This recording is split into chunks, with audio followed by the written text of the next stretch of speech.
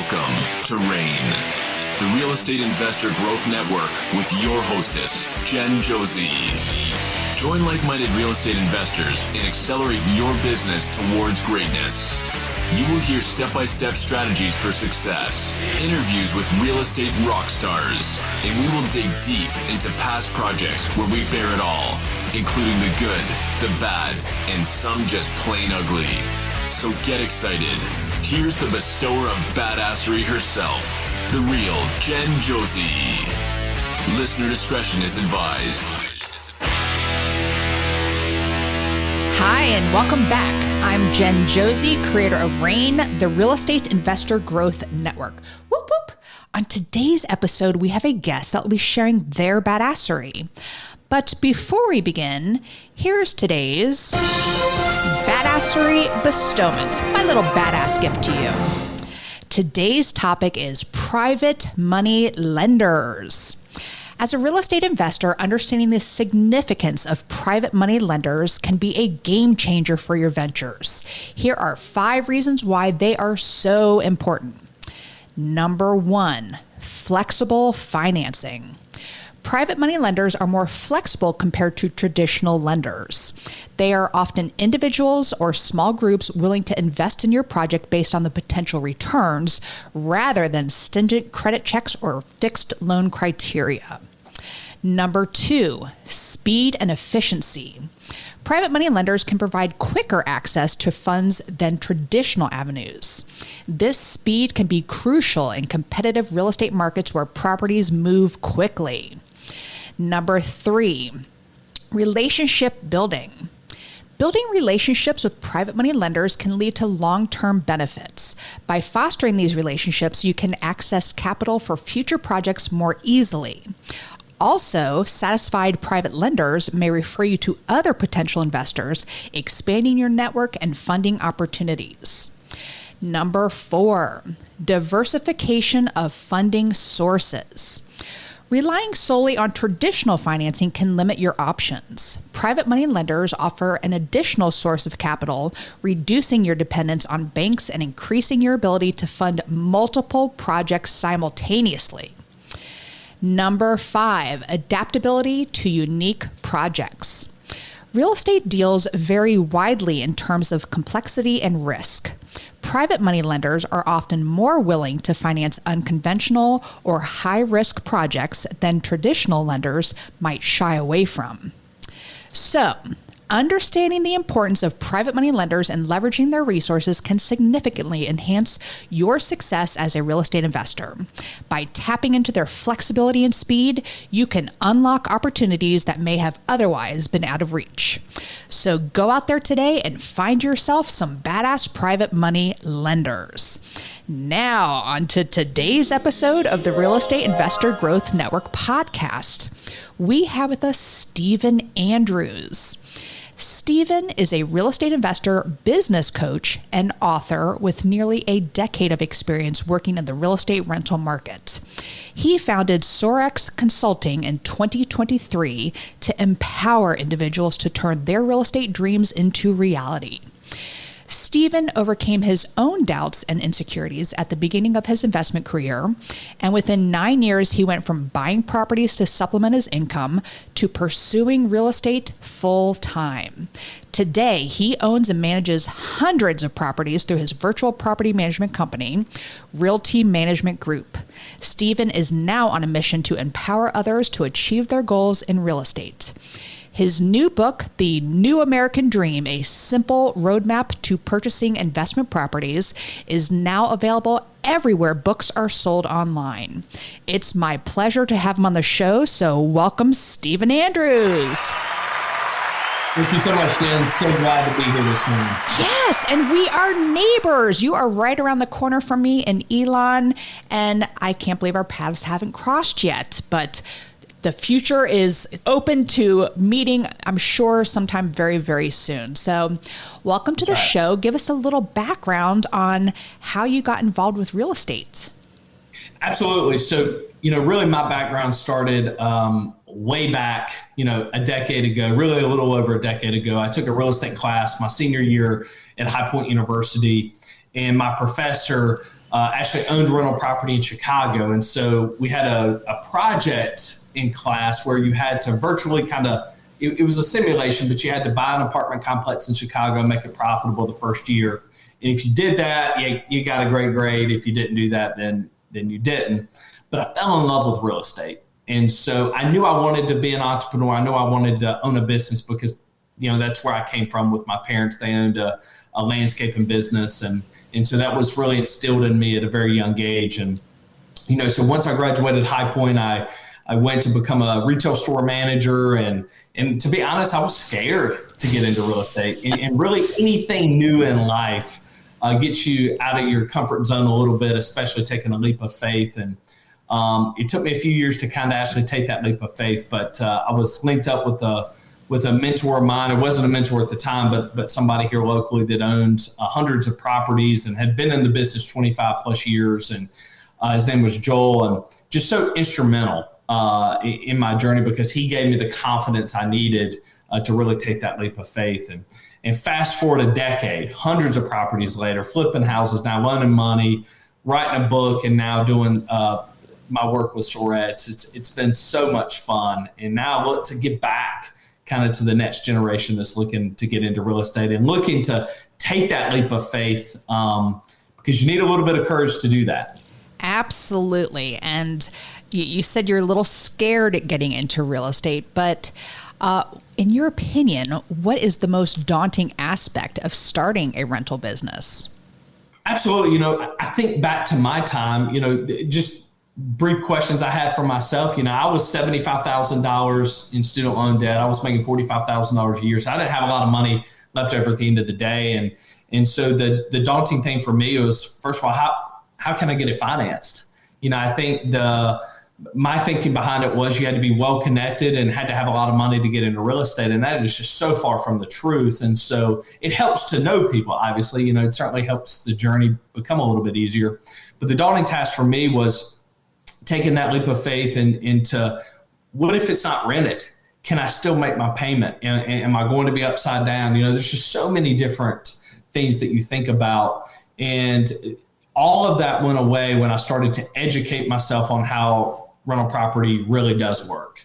And so if you do that and you lay that foundation, those doubts go away very quickly because you're educating yourself. I think the brain plays a little bit of mind tricks on us. Anything new, it makes you a little bit scared. And, I also say, if you don't dream, if you're not dreaming big enough, then you're not scared. If you do dream big enough, you're going to be a little bit scared because you're doing things that you've never done before, and potentially people around you, maybe your friends, maybe your family have never done it either. And so there's going to be a few doubts here. So I think the biggest thing for me is overcoming those doubts and educating yourself to lay that perfect foundation for you. Because if you don't get the foundation fundamentals right, you can really mess up in this business. Huge. And they don't call it a comfort zone for no reason.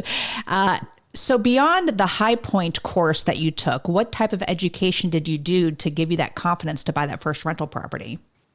Absolutely. So I had the class at High Point. Whenever I linked up with Joel several years later, Joel told me to read a book called Building Wealth by Russell Whitney. The book was originally written in the 90s and then rewritten in the 2000s. And this was the same book that Joel had read as well. And it really outlines how to do this business, especially if you want residential rental property or duplexes, triplexes, quadplexes, small apartments. I would say 10 units or less is kind of the market that I'm in. And it really tells you how to do it. So when it's one of these things, you don't know what you don't know. And so, which I didn't necessarily understand that until I got into this business. And so when I started to read, it really outlined, hey, this is how you get financed, and this is how you roll your money, your sweat equity from property to property. And to not go buy that nice shiny boat or nice shiny car, because that's a depreciating asset. You want to appreciate and make money on it. And so Joel really helped outline that. Joel told me to read that book, get educated, and then he brought the real life experience, because I think you can only get so much from a book and so much from textbook. You really need to surround yourself with people that have been there before you, because he told me everything that he did wrong. And I haven't made those mistakes. I've certainly made my own mistakes, but I think when you surround yourself with those people, it kind of really helps escalate your success. And very well said, because we are big believers in education here on the RAIN podcast. So you said you left college, you had $75,000 in debt. How do you even purchase that first property? Where'd you find the financing for it? Right. So for me, when I was talking to Joel, I outlined all of that. And he said, hey, I have some good local hometown bankers that will still lend to you. They'll base that decision on who you are, what your credit is, how much the properties will rent for. And that's what I did. So he linked me up with a hometown banker. I went in, talked to him. Hey, I outlined, hey, this is the debt I have. And he was fine with it. He said, you know what? I'm betting on you. You're sitting across from me. You've outlined, you've been honest about everything. And it was a handshake at the end of the day. And so I didn't have any money. And so in the book, The New American Dream, you'll hear more about how I was able to purchase the first property, but I'll give a little bit to you now. I used a credit card. I was wondering if you were going to bring that up, because I read that. I was like, yeah. So I didn't have any down payment money because there again, I was almost living paycheck to paycheck because I didn't have a lot of money left over at the end of the day. But now let me specify this. A decade ago, that credit card was 7% interest. So I was able to take an advance on that credit card, and it was 7% interest, which is in the big scheme of things, not that bad. But now, don't get me wrong, that credit card today is about 25-30% interest. So I wouldn't necessarily do that today, but there's other avenues that you can certainly use. And so that's what I did. I took money off that credit card initially. That was my down payment money. I bought the worst house on the block, which I believe is the best way to do it because you have the biggest upside to that investment. If you buy the best house on the block, you're paying someone else to do all that sweat equity work where, you can buy the worst house on the block, buy pennies on the dollar and fix stuff up yourself or get somebody in there cheaper to do it. And so that's what I did. Used the down payment money, bought the worst house on the block, fixed it up, refinanced it, took it straight back to the bank that loaned me the money. I was able to pull out my working capital and I rolled it directly to another property. And I've done that hundreds of times. And like I said earlier, you don't want to take that money out and go buy a nice fancy car. That car's not going to make any money. And you got to keep in mind that is loan money. It's not money that you've actually necessarily earned. And so you want to make sure you're doing that the right way. And so I've just done that hundreds and hundreds of times. You know what I like about your book? And I got an ebook version, and I was just briefly going through it because I didn't have a lot of time to read all of it, but it is straight into the point. And that's what I really love about it. It is literally like a step-by-step of how to do things. And I do love how you talk about using small local banks because they do believe in you. We use North State Bank, so that we only have a few branches out here. I don't know if they have them over there in Elon.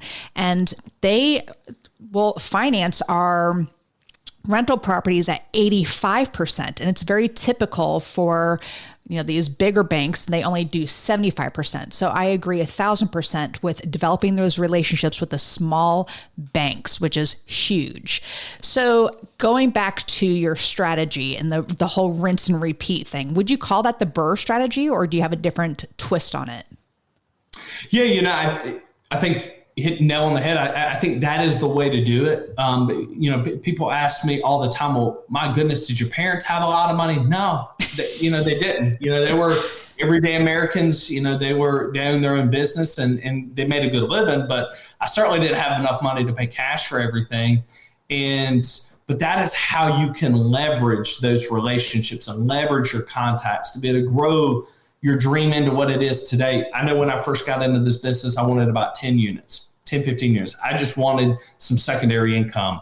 And I just fell in love with it so much that it was almost like a drug. You couldn't stop almost. And I love it. And I tell people I don't have a dime of my own money tied up in any of it. Because there again, when I first got into the business, I borrowed the money for my down payment because I didn't have any of my own money. So it's the best thing that I know out there. And it is the only thing that I know in this world where you can utilize someone else's money to buy something. Your tenants make the mortgage payment. You also profit something every single month from the tenants, and it appreciates over time. I don't know of anything else. The stock market, you got to have money to make money in there. This is the one thing that you do not have to have money to actually make money, because you can get it loaned to you. Stephen, so well said. So another point in the book that I was, again, just briefly looking over, you mentioned when coronavirus happened and people were told they didn't have to pay their rent. They had, rent relief programs, etc. Do you think it's important to diversify, say, your rental portfolio? Or, because I know for us personally, we focused on flipping houses, doing some quick renovations when all that was going on.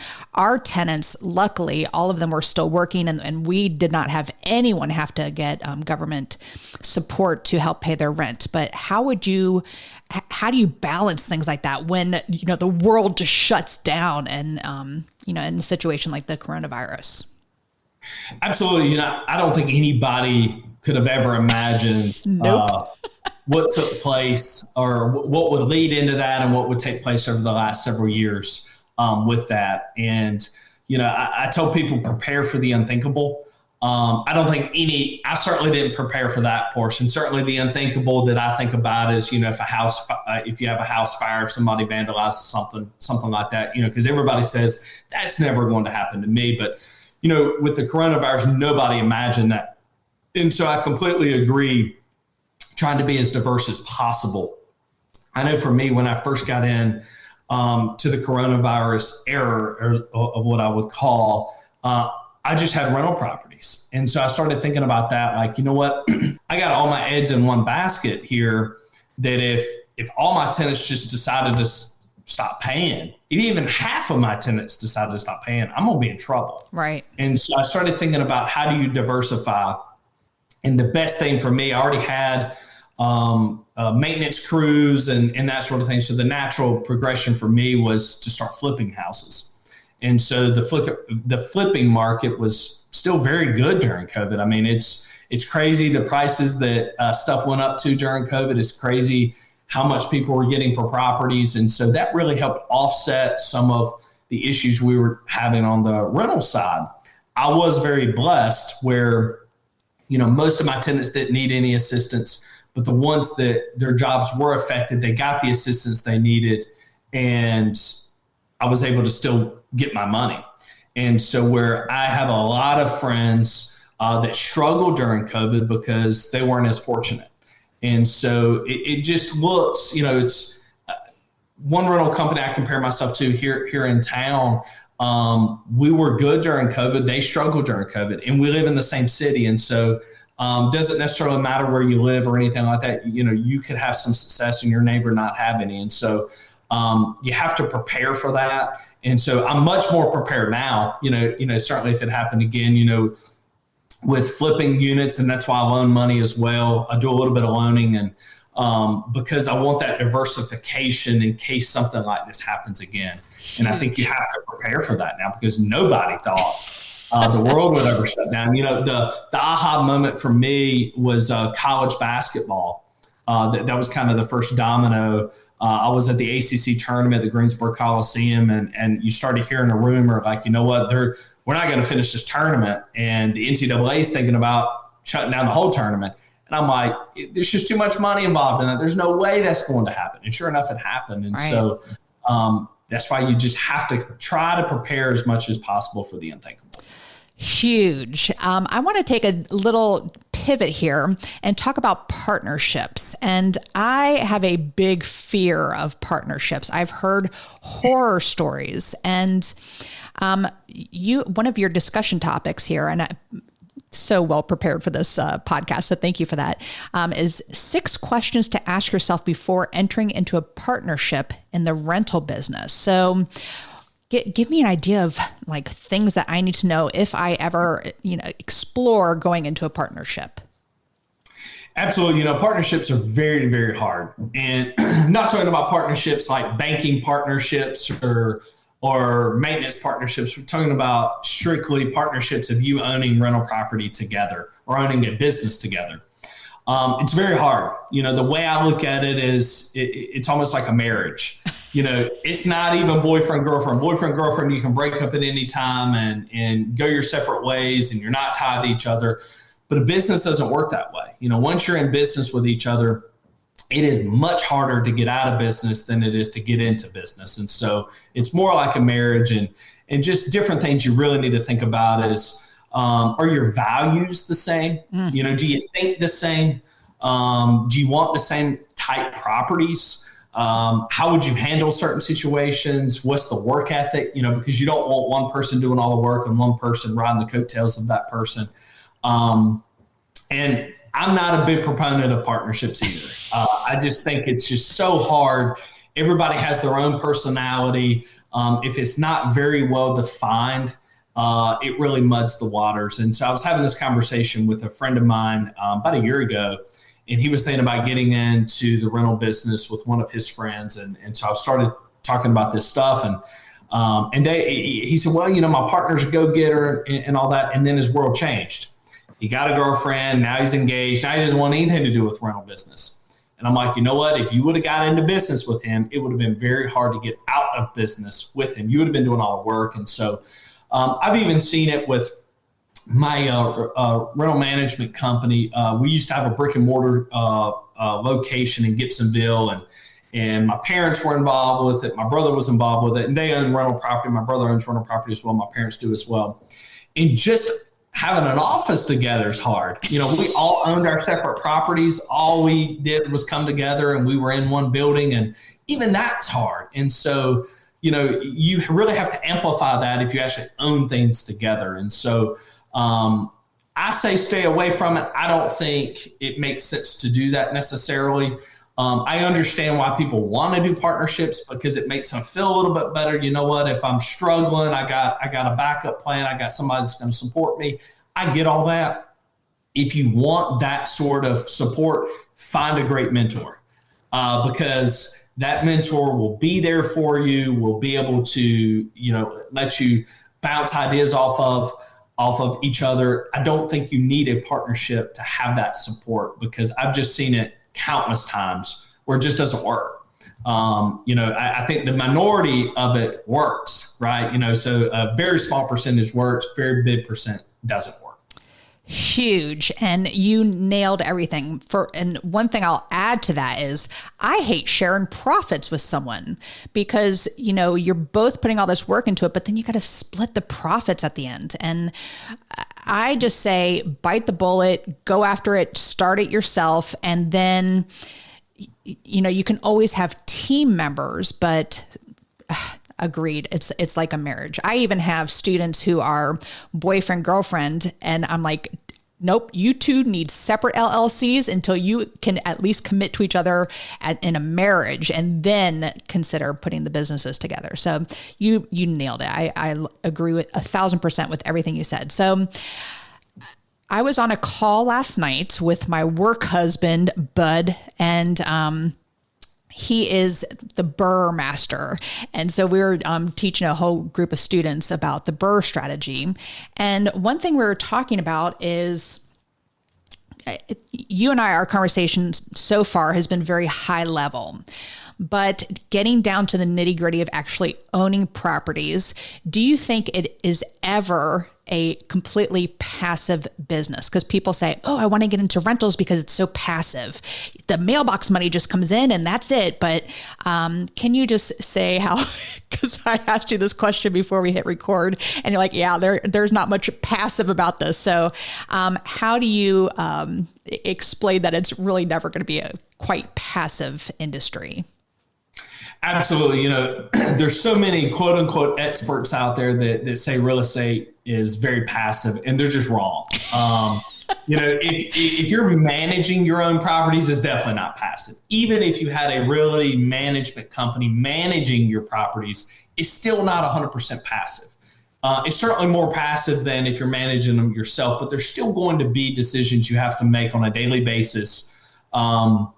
If not, you won't be profitable. If you put all your faith in a realty management company to make all those decisions for you, you're allowing someone else to spend your money. And at the end of the day, that is not a great practice to have. And so, you know what, there's always going to be something that happens at a rental house, whether a hot water heater goes out, whether a tree falls on the house, whether a tenant tears something up, or whether you have to be evicted. And most of the time, those realty management companies, if it's over a certain dollar amount, normally how the contracts work, you know, you agree if it's under a certain dollar amount, they can just do their thing. If it's over a certain dollar amount, you have to give approval. And I highly recommend you do that, because if it's over a certain dollar amount, you don't want people just spending your money. Oh, no. And so it's one of those things, you still have to make those decisions. And so this is not the stock market, right? Where, you know, nobody's calling you to complain. Nobody's calling you saying, hey, I have an issue. If you want true passive income, you got to have money and put it in the stock market, put it in some sort of investment or a money market or something like that, where nobody calls you ever about that money. You just get the money put in your account every month. But if you own rental property, it is never 100% passive. Because you have to make these decisions, right? I mean, at the end of the day, it's your property, it's your business, it's your income, it's your life. I mean, at the end of the day, you don't want all these other people making some of these decisions for you, because it's easy for somebody to make a decision that it's not their money. Oh, of course, let's do this, let's do that. It's not my money. But at the end of the day, if you're getting in this business to make money, you need to be a part of those decisions. And being a part of those decisions makes it not very passive. I'm so glad you said that, because I'm sure there's a lot of listeners out there that think, oh, I'll just get a property management company to take care of everything. And what is super important, what I caught on to what you were saying, is you need to inspect what you expect, which is super, super huge. And my phone was buzzing just right as we were hitting play, because I have a bear near my cabin up in the mountains that keeps getting into our garbage enclosure. So I was trying to get my cleaning team over there to clean up any garbage that may have gotten out that before my guest arrived. So again, you know, you have it kind of on autopilot, but you absolutely do have to step in at times. And like I said, inspect what you expect. So I want to go back to your book here and wrap up this first part of the podcast. Why do you think people should purchase your book, and how is it a unique resource for those who are interested in getting into the rental market? Absolutely. You know, so the book, The New American Dream, is simple roadmap to purchase and investment properties. I was inspired to write that book a couple of years ago during COVID, when I had realtors and investors saying, hey, there's so many new realtors in this business, there's so many new investors in this business, and they need something to help guide them. You know, because, you know, if you just get out on social media, they're leading you down the wrong road, and there just wasn't a ton of resources out there. And I felt like I had a lot of great knowledge over the last decade I've been in this business, to be able to kind of forge on to other people. And so the book is very straightforward. Like you said, it is to the point. I did not want it very fluffy, because guess what? At times real estate is not, there's no fluff. Right. You know, it's real, it's nitty, it's gritty. It's not always what you see on social media. You know, there's some tough times in real estate. And so I wanted something to cover everything that I've learned and all the hot topics that you need to know, whether first things first, whether it's LLCs, how do you get in this business, to how do you create relationships, becoming familiar with the locals. A lot of people don't realize, hey, you need a good relationship with whatever municipality governs where your properties are, because you might need to have inspections done, or, you know, a lot of people don't even realize this, that, you know, your yard can only get so high and they're going to come flag it. And if they come flag it, that's a fine. And so knowing some of those things, to financing, to maintenance, to not allowing maintenance to become an issue. You know, I think sometimes people say, I'll get it tomorrow. Real estate's one of those things where don't put off tomorrow what you can do today. Mm-hmm. It's kind of that old saying, because I promise you there'll always be something to do tomorrow if you're doing the business right. And so, and it kind of ends with the rental process. And the final chapter is, when's enough? Because I think that sometimes We continue to do things because that's what the world tells us to do, but that's not necessarily what makes us the happiest. And so I think the book gives everybody such a good look at what real estate can be for them, along with my personal story that's in there, that you don't have to have a ton of money to start, and you can make this whatever you want it to be.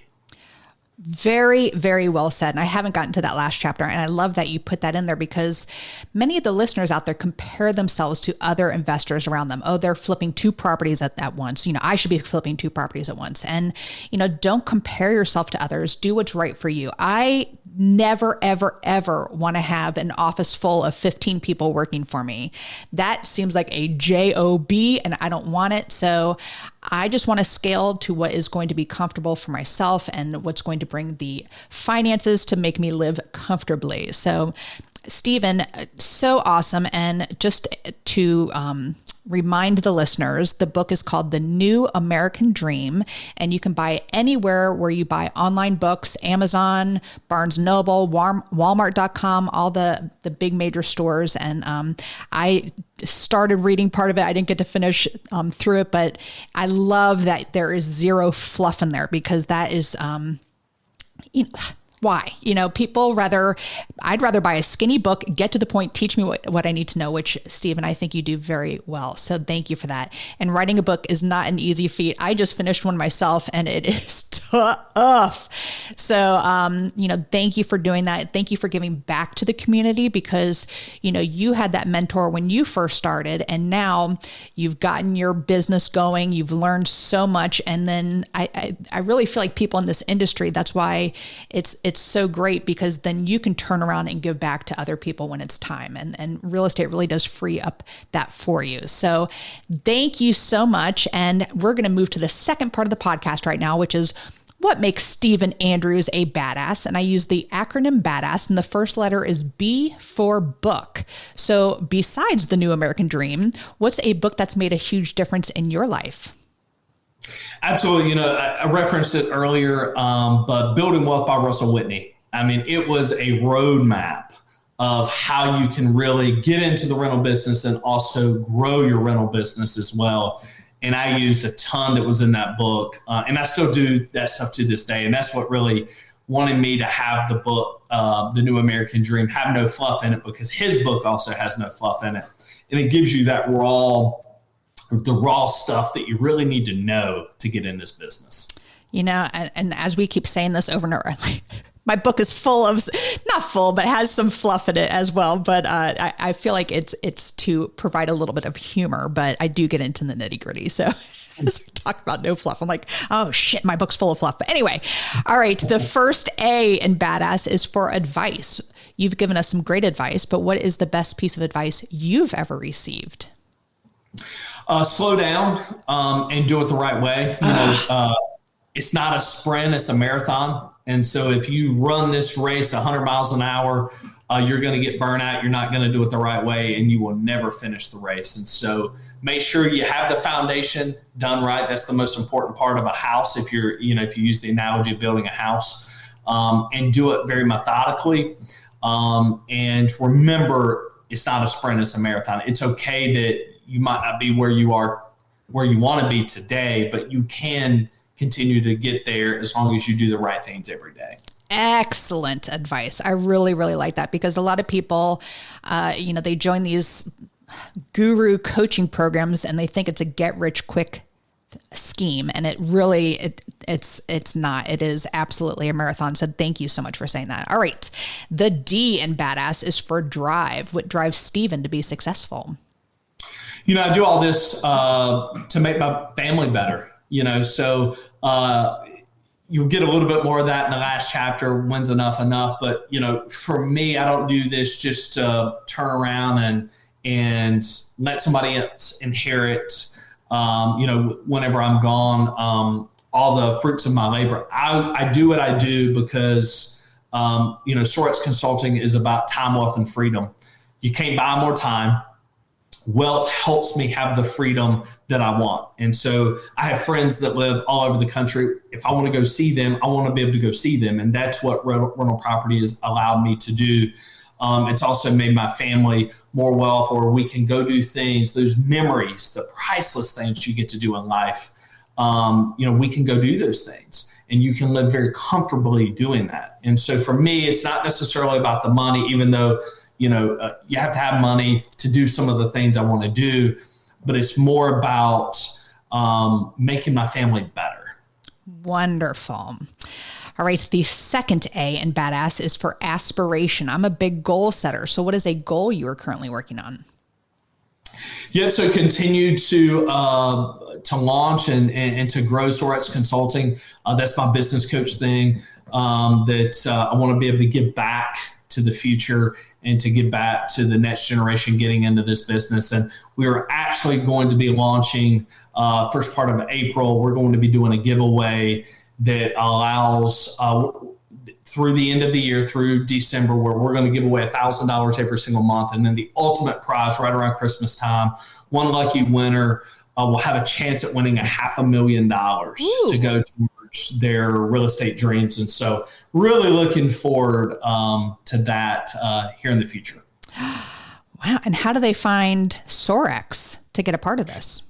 Yep. So you can go to sorexconsulting.com. So that's SOARX consulting.com. You can also find me on Facebook at Sorex Consulting, or Instagram Sorex _consulting as well. And we'll be posting some stuff about the giveaway. And make sure you spell it SOAR, not SORE. Right. All right. The first S in badass is for systems. I'm sure you have plenty of systems. So what systems do you have in place to help you achieve success? Absolutely. So when I took my rental management company fully online, I redid every system I had. Some of I didn't even have systems for, right? It was all in my head. And so when you look at trying to do something like that online and really grow a realty management company where I'm empowering people to make some of these decisions for me, where it becomes a little bit more passive for me. I'm still a part of the day-to-day, but they handle a lot of that stuff. You have to have systems in place. And so I even got it down to the nitty-gritty of how I would handle certain situations. And I wrote out a situation. I gave an answer for the situation. And so now they already know how I think about how we handle certain situations and have systems in place for, if rent's due on the 5th, if rent's due on the 1st, late by the 5th, when are we filing an eviction if somebody doesn't pay? What does that process look like? And then, so I have all of that for rent. I have all of that for maintenance, our vendors, what we expect out of our vendors. I mean, everything has now a system around it. Along with our tenant portal, we now use a platform called Rent Ready. It's a very inexpensive platform. There are platforms that you can spend thousands of dollars using for rental management. I use a platform called Rent Ready. It's very inexpensive. What I mean by that, it costs about $100 a year to use it. And it has a tenant portal on there. Tenants can pay using a credit card, bank. They can have it auto drafted. Your late fees are automatically added. They can do their maintenance stuff on there. It just makes it so much easier.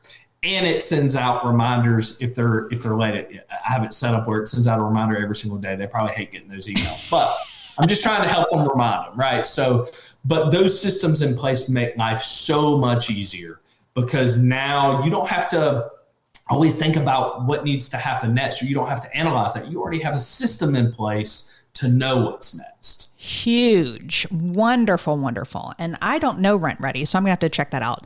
We just use apartments.com right now. It's just our collection of the money, basically, but or we use property management companies. So, by the way, your property management company, Realty Management Group, is it only for your own properties, or can you manage? Okay, you only manage your own properties. Yeah, I only manage my own. Since we have several hundred, it's already a handful. And and Rent Ready, just so you know, Ready is spelled REDI. So it's rentready.com.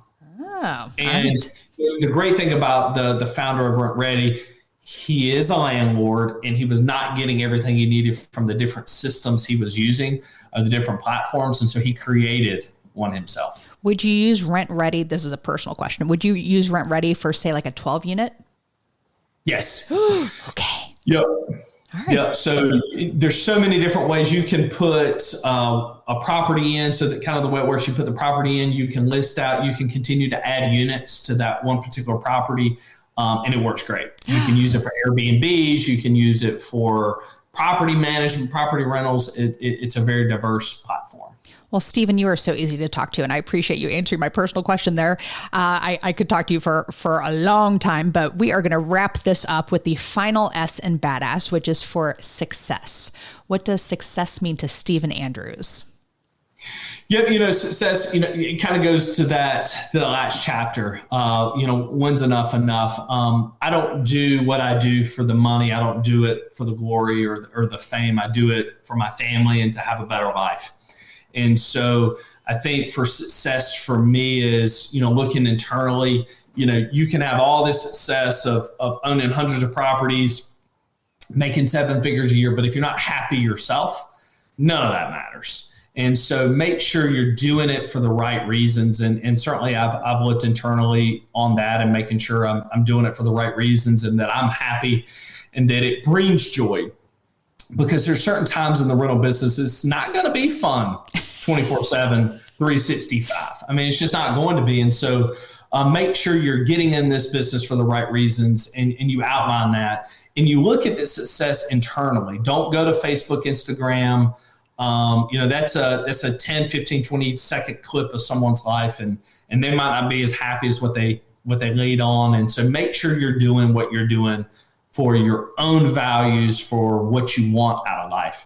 And I think if you do that, doesn't matter if you own one property or 100 properties or somewhere in between, you're going to be happy doing it. Well, you have made me happy by teaching me so much on this episode, and I do appreciate your time. And I do hope our paths do cross, because just reading some things in the book, I'm like, I bet this guy's in North Carolina. So once again, the book is called The New American Dream, A Simple Roadmap to Purchasing Investment Properties. It is a no fluff book, unlike mine, and is just full of step-by-step strategies on how you can get into this industry and this non-passive industry of purchasing investment property. So, Stephen, thank you so much for being on the call today. And one more time, how do people find you? Yep. So you go to soretzconsulting.com. You can also find me on Facebook at Soretz Consulting, or Instagram. You can do Soretz_consulting. Wonderful. Well, thank you so much for being on the show today, Stephen. Yep. Thank you so much for having me. Absolutely. And that is all. Thank you for listening. We will catch you on the next episode. Now, go out there and share your badassery. And don't forget, make it a great day. Take care. Bye-bye. Whoop, whoop. Thank you for listening to RAIN, the Real Estate Investor Growth Network. Be sure to subscribe on your favorite podcasting platform so you never miss an episode. If you need more badassery, you can follow Jen Josie by visiting therealjenjosie.com or become a member of RAIN by registering on rainmastermind.com.